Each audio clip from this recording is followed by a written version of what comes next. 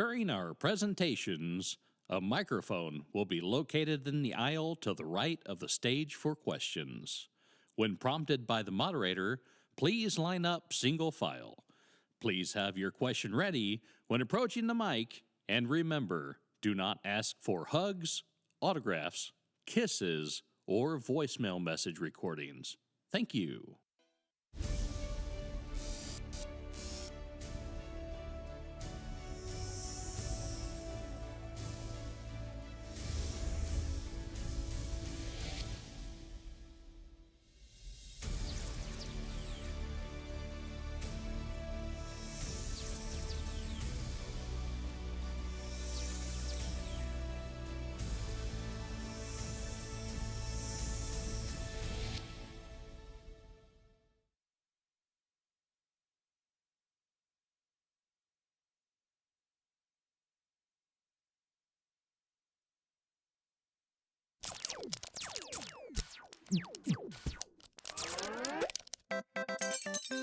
Red Bull gives you wings.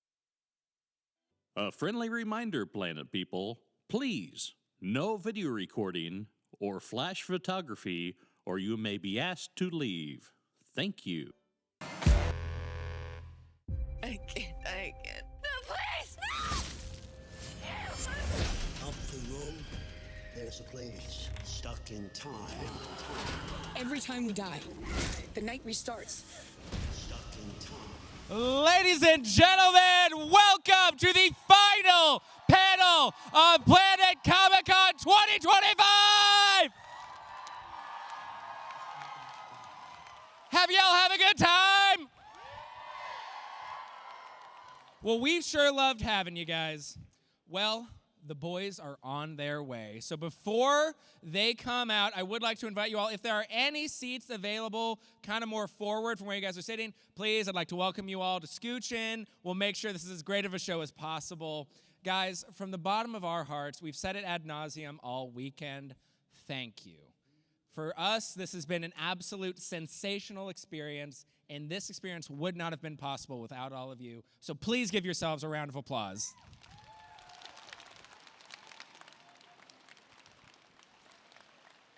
Now, I've got some free stuff here, and I was wondering if you guys could help me. All right. Now, they informed me to make sure I throw these underhanded. So, all right, are we ready? Are we ready? Okay. All right. All right, this one's kind of a heavy one, so hold on. You in the red. Thank you. Whew.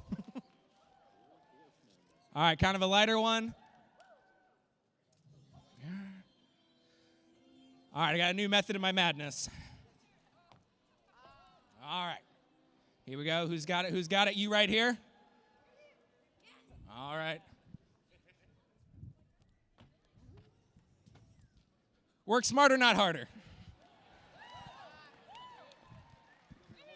All right, you right here?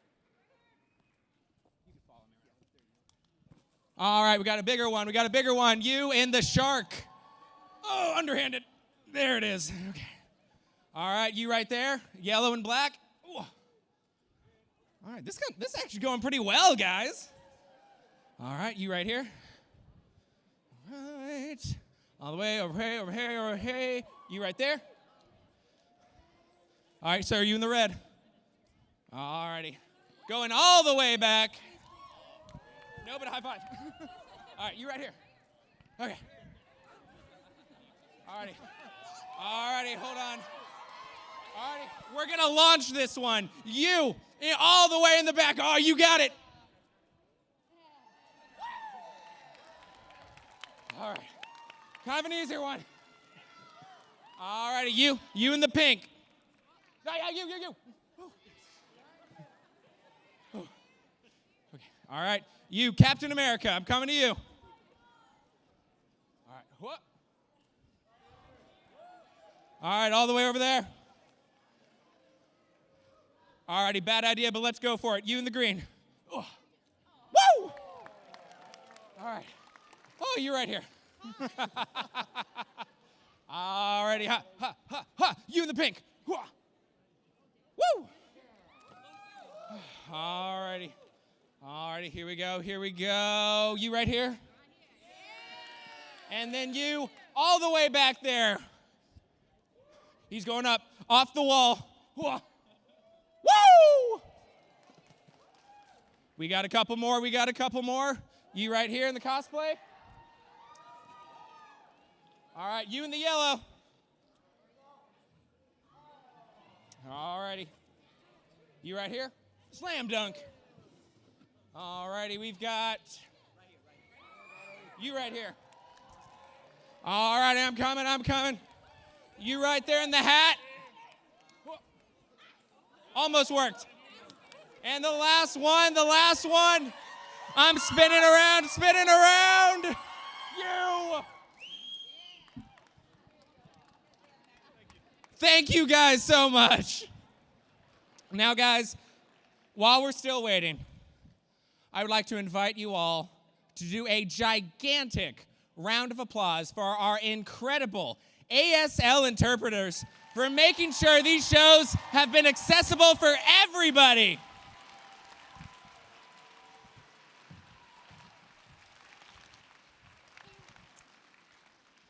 Guys, thank you so much once again for inviting us to your wonderful hometown. Thank you all so much for being a part of a great experience. And thank you from the bottom of our hearts for making Planet Comicon what it is. This show truly is for all of you. We're good? All right. Ladies and gentlemen, the boys will be here very soon. Thank you guys again.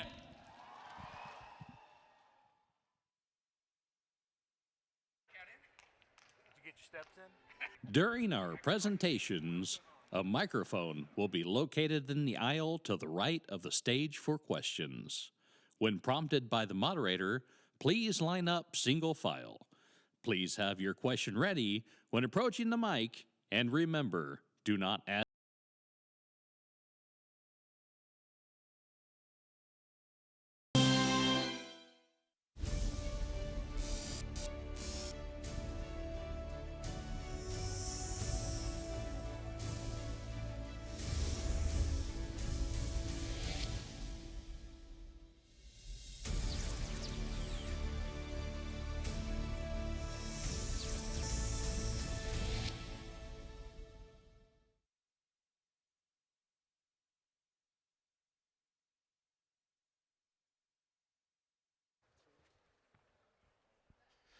Kansas City, how we doing?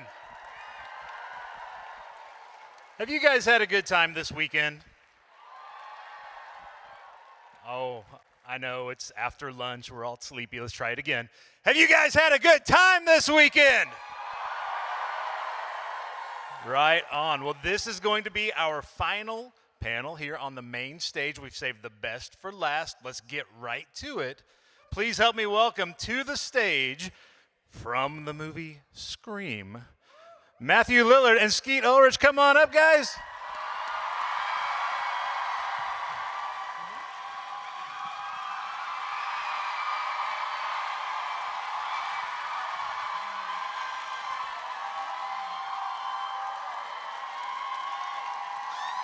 Wow, Matt Lillard! Wait. This says we only have 26 minutes. That's not going to happen. No, we're going much longer than that. Thing.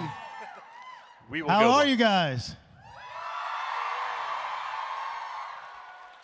I have to say a huge thank you to each and every one of you. First of all, except for that guy. F you, buddy. Yeah, I was going to bring that up later.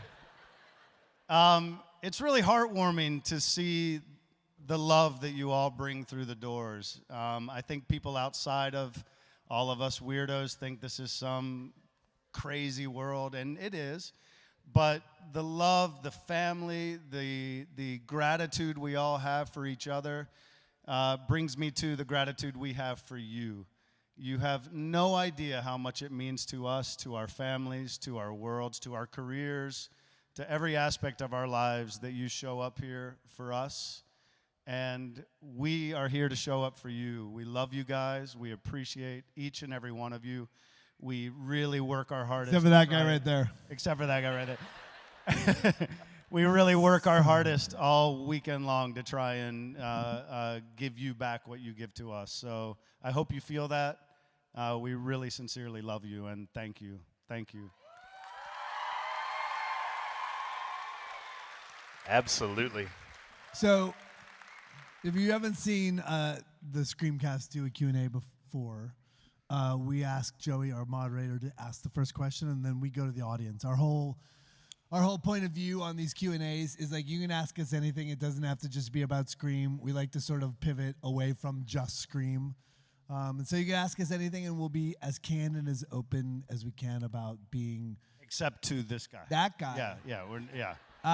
About being open about our journey and who we are as people and what it's like to be an actor and sort of get outside the normal Q&A. Okay? So Joey has the first question. I do. No pressure. Don't screw it up. Before I do that, I'll let you guys know the microphone is right over here. So if you guys, can we get a spot? Hey, there it is. It's like beam. If you guys have a question, feel free to line up over there at the microphone. That was like dropping bait into the ocean. Yeah, it was. Really. It's like I did that on purpose, huh? That was hilarious. Chumming. Please don't kill the children. Don't step on each other. Yeah. So yes, as you guys are making your way over, we'll chat for just a second. At what point did you guys realize what a phenomenon the original film, that Scream, had become? I mean, it took a little while, to be honest. You got to remember, this was pre-social media. It was, it was pre-really understanding of what we have now in terms of, other than box office numbers, the only real marker you had was then garbage bags full of handwritten fan mail that would arrive at a manager's office or an agent's office at that time. And that was the only indicator, really, in those days. I think even then, I don't know that we fully comprehended it, and I really do feel like, thanks to all you guys, it's more powerful and more, it's bigger than it ever has been. So thank you for that. The fandom behind this movie is crazy for something nearly 30 years old, or something even a year old. So thank you for sharing it with your kids. Sometimes maybe they're a little young, but but we get it. It's different times, but yeah, I think there wasn't, I guess Wes sort of called and said to some people and was like, we have a hit. But it took a little while, the way it was released. It was counter-seasonal as well. It was a holiday release. Yeah, it was a Christmas movie. We were all like, what? We thought Miramax knew what they were doing. But yeah, it took a little while. Is that Springtrap back there in the back door? Is somebody dressed as Springtrap, right? Yeah, come up. There's a reserved seat up here for you. Listen. Look at him playing favorites here. Look at this. No bias at all. That's not fair. I want someone from one of my movies in there. Cheeky. If there was a Thor back there, yes, I probably wouldn't have invited him. But there's a Springtrap. And also, it's a kid who made his own cosplay. And so for that, they win. Come here, bud. No. Come over here. Come way up here. Come over here. Keep coming. Keep walking. All the way to the front. You don't get to ask a question. Are you crazy? People have died in that. Come here, there's a reserved over here. Look at this guy landing a plane. How did you get this? I want that job. That's the greatest job in the world. Hey, what's your name? Come here. Everin. Did you make that yourself? Me and my mom made it. Is your mom here or no?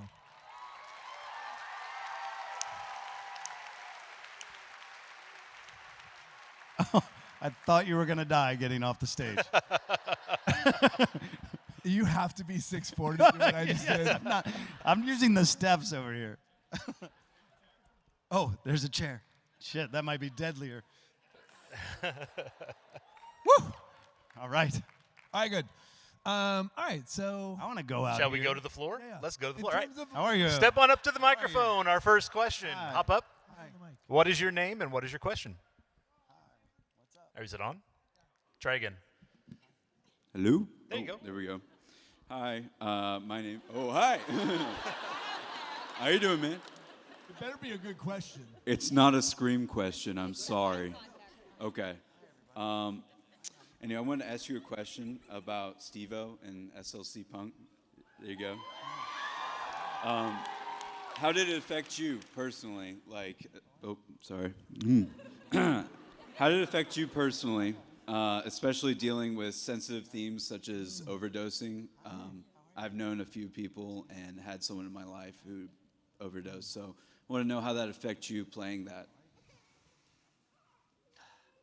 Sorry.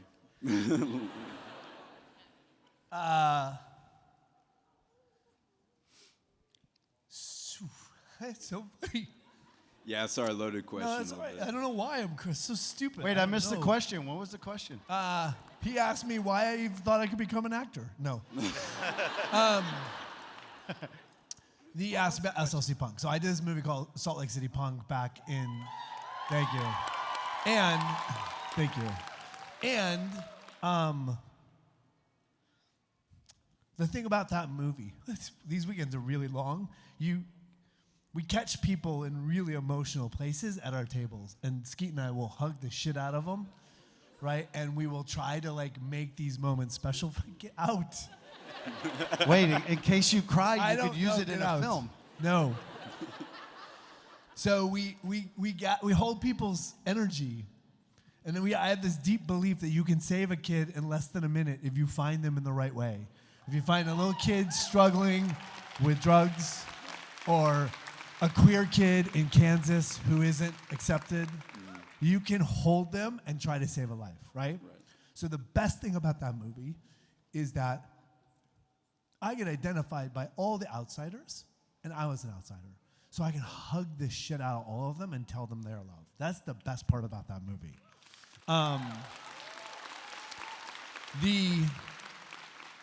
The themes of the reason you said that, and I lost my best man at my wedding to suicide because he had drugs problems, right? And so if there's a moment that somebody finds that movie and it helps them in that cathartic scene, which is a brutal scene to watch, to find help or how to deal with somebody they've lost, then that is the power of that movie. And that is like, look, there's great things about doing Scream or Five Nights, but there are moments as an artist that are that translates into real change into people's lives. That's not every film, that's not every TV show, but every now and then you get these beats, and if you're as an artist, I know I'm talking a long time, I'm sorry, but I'm talking instead of crying. As an artist, if you have the ability to translate that energy into saving somebody's life, that's as good as it gets. So your question, in all the years of doing questions, cracked me in a way that was really lovely, and I appreciate your question. I really appreciate your role, by the way, because what you felt in that is exactly how I felt. It crushed me when I lost him, so thank you so much. Thanks for your question. Thank you so much. Let me go find a question. Yeah, follow that. Pick a good one, Ski. Have a question? Okay, all right. You just seemed interesting. Boy, were you wrong, I tell you. All right, you ready? Yeah. Hi. This is for Matthew, though. All right, that was great. Awesome, really great question. So anyway, no, I came to you with Scooby-Doo on. What did I expect? How did it feel to play as a psychopath and Scream to Shaggy and Scooby-Doo? Tell us about your range, Matt, as an actor. They're both pretty weird. Our jobs is to jump effortlessly and fully into different characters, and no matter what you're given, right? And so that, I've been doing it since I was in 8th grade. Skeet's been acting for 90% of his lives. Both of us take our craft very seriously. And so doing that, getting opportunity to do different things, is the joy of our job, right? And so, yeah. So I don't know. That's my answer. My answer is that the joy of our lives is that we get to do different things all the time. Good question. Let's go back to our floor mic for one. Hi, what is your name? Carrington. Hi, Carrington. What's your question? Okay, so my question is, so coming from a future horror film writer/director, aside from money, what about horror movie? What about a horror movie? What about Scream and most recently Five Nights at Freddy's drew you in? Like, AKA, what do you look for in a movie script that makes you want to stay? Skeet? You know, for me, I had a pretty crazy childhood, which I'm sure lots of us have had or are having. And I came from a world where I didn't really get to talk about that to the people in my lives. They weren't open to it. I maybe didn't understand how to address it, to approach it. But I found the power of metaphor and the ability to take what's in the material of a script and reveal something about myself without having to implicate anybody in it. So when I read something, there are things in it that give me chills, that touch me in a way that maybe I didn't even understand about myself, that open up a different understanding of my dilemma, our dilemma as people. And so that can be in a comedy, that can be in a horror film, it can be in a drama, it can be in a TV show, it can be in a movie. And once that machine starts clicking in my head, I find I have to do that piece of material, and I can't stop thinking about it. Sometimes I'm very lucky to get to do it. Sometimes I fight to try and do it and don't get the chance to do it. But once that machinery starts in my head and there's something that I get to reveal about myself, secretly, if you will, that's what locks me in. Yeah. I do it for the chicks. Coming from a guy who's been with the same woman 4 million years. No, I think high stakes, high emotional stakes. High emotional stakes is everything, right? I think if you're running for your life, like that's what people get vested in, right? So high stakes, great characters, full story. That's my suggestion. Keep writing. This idea of like, one day I'm going to be a writer, that's useless. I am a writer. I write horror movies. What do you look for? I mean, I am is really powerful, right? Right on. I have a question over here. Yeah, let's go back to Skeet. Hi. We know Stu is alive. We've seen Billy the past 2 movies. Are we going to see Billy and Stu on screen together again? We are so glad you asked. Are you ready for the announcement? Cut his mic, please. By the way, thank you for signing. Thank you. Yeah, thank you. Thank you. No. Yeah, we have no. we have zero. First of all, I love that you said Stu's alive. How do you know? We have no idea. We are, the funny thing is this idea of like, oh, there's very little control we have in our journeys. We are, I know it sounds crazy, but we're very blue-collar actors. We are out hustling. We are not Brad Pitt, right? We do not have offers coming to us 9, 10 times a week. So we're out trying to kill what we can eat. And that's the truth, is that we've had ebbs and flows, good times, bad times. We are rich in work, and then we are sometimes very broke and poor in work. And to what Skeet said earlier, these moments, these cons, you have to understand they help people feed their families in those low times. So when we say thank you on behalf of all the people here who may not have the capacity to be grateful in that moment, in that transaction. But it saves people's families and their lives. So again, thank you. Skeet's already said thank you, but yeah, thank you. Absolutely. Next question. Let's go back to our floor mic. microphone. What's your name, bud? My name's Johnny Joe Black, and I'm one half of the tag team wrestlers, the Wranglers. And I want to know from both of you guys the hardest time during your careers where you were closest to quit and how you overcame it. Oh, good question. I like good question. Kansas City's I'm going not gonna deep. cry. It's fine.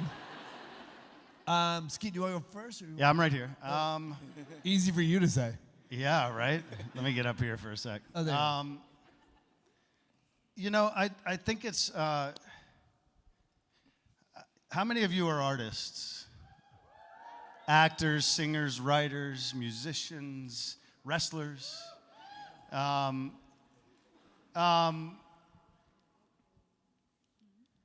know, there's two aspects to being an artist. There is the art. Oh, is that? Whoa. Wait, where is that thing? Hey, Mom. I don't think it goes viral. You know, there's the craft of what you do, what you go to the gym and practice and practice and practice and practice that nobody sees, right? And then there's the commerce of it, the selling of it, the hoping, all that stuff. And, you know, ours is a weird, all artists, it's a weird blend of art and finances. And so I encourage you as artists to find success in the fact that you have found what you love to do. That is massive. That is such a huge success in your life. It will provide more happiness than you could ever imagine in doing what you love to do. When you try and mix it in with it putting food on the table, stuff like that, it gets muddy. So I encourage you to make your own movies, write your own things, do your own things, and not to look at it as a business, but to look at it as an art. There are a lot of people that you would label as successful in our business who can't pay their bills based on the art that they produce. So everybody, to some extent, minus that, 0.5% of our world, have to have other jobs to do what they love to do. So don't hold Hollywood as some standard of success if you're an actor or a writer or a filmmaker. It's not. The success, as I said, is you finding what you love to do and never stop doing what you love to do. And so when we have moments of like, oh my God, nobody loves me anymore, nobody likes me, nobody wants to hire me, we go back to the work and we do the work. And a lot of times that work is solitary, so it feels void in some ways, but it still fills us because we love what we do. So when it's not going our way, we work harder. And I see that means something to you. So that's it. That's my spiel. Yeah. Yes, and, right, you can't do it alone. You're a tag team. You have a partner. Like the two of you, it's community. You can't do it alone, right? So I have this analogy. It's the dumbest analogy I teach all the time. And my analogy is this, is that as an actor, you're an antelope on the Serengeti. That's my antelope impression. I was hoping so. So you're an antelope on the Serengeti, and your job as an artist is to travel across the Serengeti to die with all the old antelopes. That's your job. You're an artist. You gotta go die with all the other artists. Your job is to just keep doing art. Like the job is to live through the transition of life the whole time. You wanna do that shit your whole life. And so you're traveling as an individual antelope. You have no chance, bro. Cheetahs are gonna get you. You have to travel with people. We're pack animals. Fellowship, you need people. So every time you feel lost, go back to community. You can't do it alone. End of story. Don't think you can. No antelope gets there by themselves. To die. Horrible, horrible analogy. All right. Thank you. Good question. Next question. Hop on up. I'm going out now. You stay there. Okay. I was just going to help you down. Do you want me to step? No, I knew you were coming. I cannot believe I did that.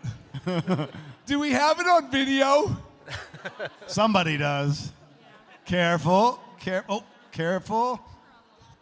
Careful, Grandpa. Oh.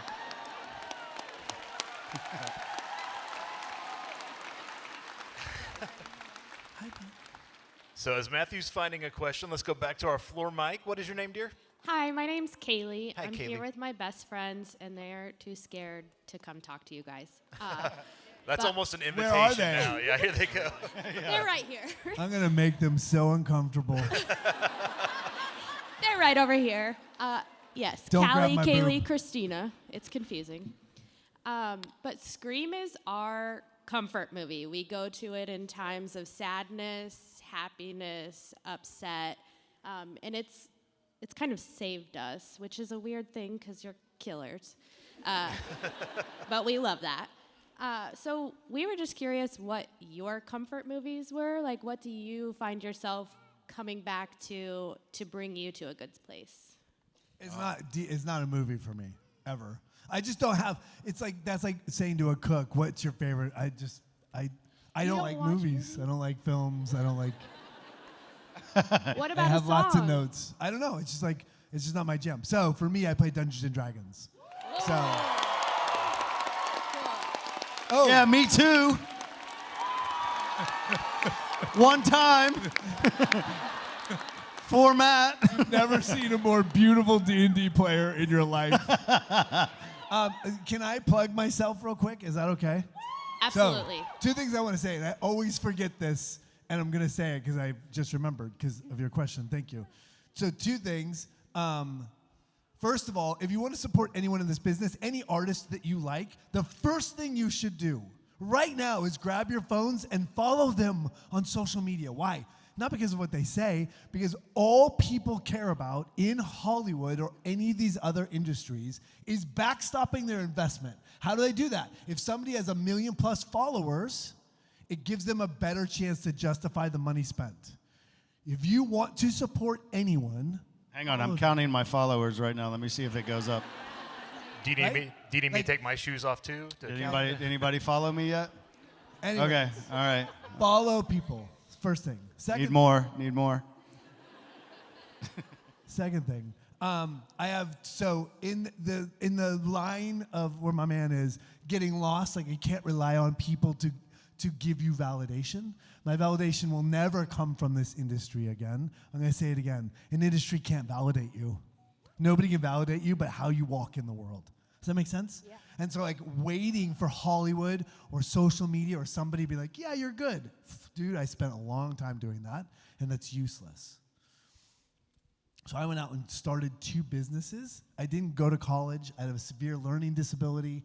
I had braces, glasses. I come from obese parents. I was an obese teenager. I was a broken child. And I started 2 businesses. One is Beetle and Grimm's. We make high-end D&D products for the D&D community. And the other is Find Familiar Spirits. We build high-end spirit brands for geek communities. So that you enjoy D&D that much more. Yeah, when you're drinking. When our you're booze. drinking the spirit. But the reason I say that is that I struggled with so many insecurities, it was ridiculous. And the only way to get through that is to start doing and building and putting in energy to do things you care about, right? Which is the same thing Skeet was saying earlier. Sorry, I keep talking too much, but I get very excited. Mine's Shawshank Redemption. There you go. Yeah, thank you. Thanks, Skeet. You're welcome. Awesome. I'm coming this way. Who has a question over here? Find us one, Matt. I don't trust you. You have purple hair. Why is it so much for his earlier speech? Is your question good? Okay, good. What's your name? Hi, I'm Ellen. Where are you from? I'm from Lee Summit, so 30 minutes from here. Great. What's your question? So first of all, I am a writer. I do screenwrite. But I was introduced to both of you through your more recent work. So Skeet, the first time I saw you on screen was Riverdale. And the first time I saw you on screen was really Five Nights at Freddy's. I watched Scooby-Doo later, actually. So how does it feel to be multi-generationally beloved and have a new audience every time you do something on screen? Wow. Great question. Yeah. Kansas City for the win, yo. Yeah, really. He's good. You definitely found the right career. That clock can go to hell. We are never leaving. Where do you see it from there? Right in front of you. He's so cute, but so. But no, but it's only. But you're over. I don't understand. I'm kidding. I don't know. That's kind of unaddressable. I think, and I won't speak for Matt, but I just kind of do the work, like I was saying, and I think there's something about. I went to NYU and I trained in a certain way as an actor, and a lot of it is about how to bring subconsciously yourself into the work. And I think there's some connective tissue in there that's kind of indescribable. And maybe that's a linkage. I'm drawing straws, trying to figure it out. But I don't know. You just kind of do the work, and somehow you wind up in projects that hit the zeitgeist for whatever reason. And Matt's done it obviously many times. I don't think he did it on purpose. He just you can't do it on purpose. We have nothing to do with it. Yeah. Right? I mean, the reality is that, if we had come out of college and acting school, right? We both went to acting school. He went to a fancy one. I went to a less fancy one. If we had come out and gone on to not work, we would be both doing something different. He would be in racing, and I would be a teacher. I'd be teaching acting somewhere, right?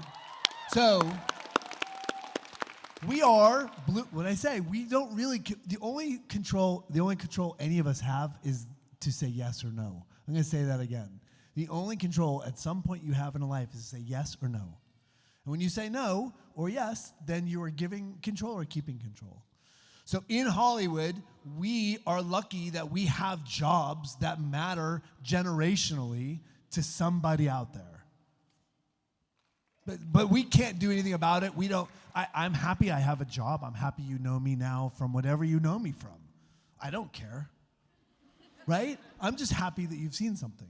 And every now and then you catch that experience from SLC Punk and you're like, oh, what I do matters. And that sometimes, you get lost when you're lost when I'm lost in the world. I'm like, dude, I feel like a fraud. Imposter syndrome's real. Like anyone else understand feeling on the outside like you suck? That happens all the time.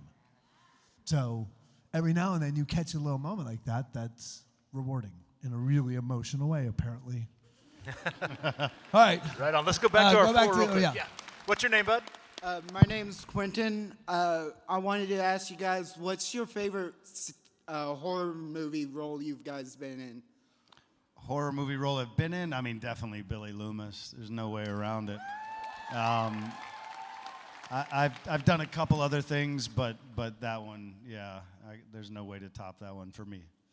Yeah, it doesn't get much better. Okay. Who has? Thank you, though. Here. Thanks for your question. You have a Billy Loomis shirt on? Out. Oh my God, look at this, the gang. Go ahead. Daphne, what's your question? Oh, no, you don't have a question. Okay. Do you have a question? Anyone? Sure. Okay. You can't hear her question, but she said, it's more of a statement, you're way better looking in real life. So that's what she said. No, she asked. I'll give you your $100 later. Yeah. Yeah. They asked if I really like sandwiches. I don't. I hate them. I have a blood feud with sandwiches. What is the puppeteering back there? That's so cool. Amazing. Hi. All right. Never make eye contact with somebody in full cosplay. All right, you have a question? Who has a question? Is it a good question? We'll find out. Hi. So I'm a... What's your name? My name's Avery. Good name. Where are you from? Manhattan, Kansas. Next question. So I do a lot of makeup, and specifically gore makeup. So my question is for Scream, what was the experience with all the makeup and everything, and did you enjoy it? Oh, wow. I mean, I for me, the moment that comes to mind is the end for Billy Loomis, this shot to the forehead that took about 3 hours to prepare. It was a layer of, protective piece over my forehead, and then the squib layer. Squib is like a blank. It actually fires a little bit of gunpowder outward away from me, but it makes the hole that, in the moment that appears to be the bullet going through, and then a layer of a blood pack, and then a layer that makes it look like there's nothing there. So the moment that it comes to film that moment, I'm like, shoot, if I move after that thing goes off or blink, we got to do 3 more hours of makeup and try it again for another take. So that's my biggest memory of makeup in that movie, and fortunately I only had to do it once because I was very aware of how much it would cost us in the day to mess up in that moment. But the rest of the makeup was sort of just pouring blood on us all the time, so it wasn't as intricate as that. I've done some other things that were intricate makeup pieces and stuff like that, contact lenses and stuff, and I think it's truly a fascinating art, and I encourage you to go as far as you can in it because it is a blast to be any part of. I have a little story. When we were doing that last sequence, which was 2 weeks. Wait, where'd she go? Hi, Avery. It was 2 weeks long, and we were covered in blood, and you can't, in between takes, change the blood. And so the 3 of us, Nev, Skeet, and I, were sitting there, and we were doing this with our hands. Like this. And I went back to shoot Scream 7 last week. And to get into it, I was doing this. I'm not going to tell you if I had blood on my hands or not, but that's what I was doing. All right, somebody said that this kid over here, who's an incredible young man, who did great, looking in people's eyes and having conversation. It was super impressive. What's your name? Mark. What's your question? Besides the original, what's your favorite Scream movie? It's like asking, what's it like to go to your ex-girlfriend's Christmas party? I don't like any of them. 7 is my favorite. Thank you. Do you have a favorite? Do you? No, I'm with you. I mean, I obviously I enjoyed the experience of 5 and 6, and I think all those people I met on them, from Melissa to Dermot, everybody else, are beautiful people and really warm and fun to be around. And Matt and Tyler, who directed both of those, were incredible people, but it would never in any way rate to the experience we had on the first one. So he's right, it is kind of hard. All right, Matt, I think we got time for one more, if you want to find one more good one for us. Let's go to the mic here. Want to go to the floor mic? Let's go to the floor mic then. What is your name, dear? What you got while Matt babysits? That is one of Skeet's favorite fans. Yes. What's your name, dear? My name is Morgan. Hi, Morgan. We're doing 2 more questions. I'm not ending on one more. All right, that's fine. You can't kick us out. Go ahead, Morgan. Your films obviously have such an impact on everybody in this room, especially me, because Scream inspired me to be an actress myself.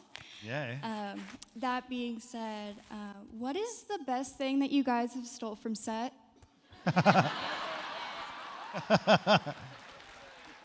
I stole Billy Loomis's boots and F.P. Jones's jacket. Those were hard to top. I have a full costume of Shaggy.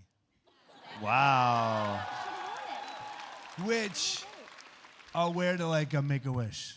Lots of people do Make-A-Wish and you never hear about it. I have one more question. There she is. Come ask your question. Hi. You were great this weekend. Thank you so much. You're the last question, though. Don't fuck this up. Whoa! Sorry. Whoa. So sorry. Wait, were you talking to yourself or her? No. This child. Oh, okay. I apologize. That was a joke, ladies and gentlemen. What's your question? Callie Ann. what was your favorite role to act out, and what was your favorite part to film of it? What was the last part?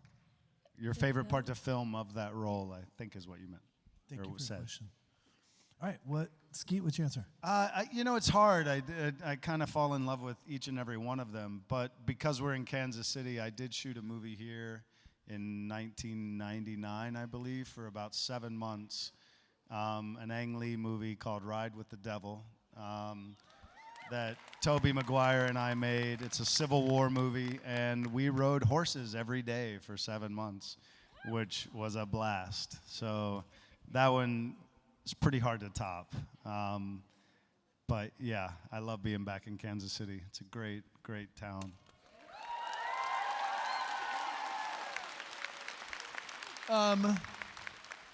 I agree with Skeet. I think that every single one of them are like your kids. You love each and every single one of them for a reason. Like, there's songs that pop up in your life and you're like, oh, that's a memory. Yeah, these movies are all like little memories for us. For me, Scream is like one of the iconic movies in my life because for us, it was like college experience. I didn't go to college, so for me, it was like a college experience. Because we were all young and we gathered and we went out every weekend and we were together and there were no cell phones, so everyone like hung out.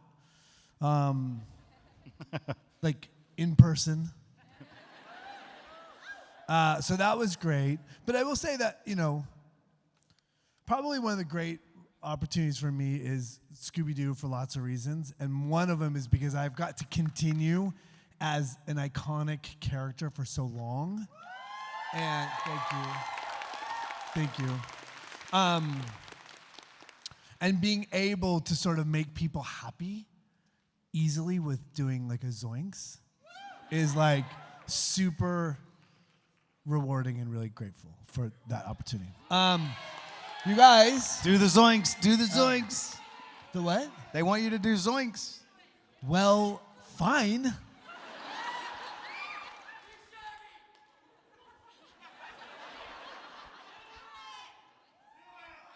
All right. I'm getting into the emotional state.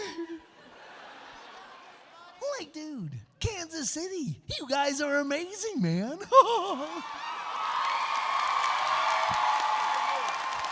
Have you guys had a good time this hour? Thank you, everybody. We love you. Thank you so much. Thanks for a great weekend. Get home safe. Love on each other. We're going to do a photo. Before you guys take off, if you want to fill in the empty space, we'd like to get a photo with you. The convention will post it on social media. You can find that later in the week. We will turn and face this way. Give us as big of a reaction as you can when we get this guy up here, right? Cool, yeah. Waving arms, hooping and hollering. Here we go. This is what I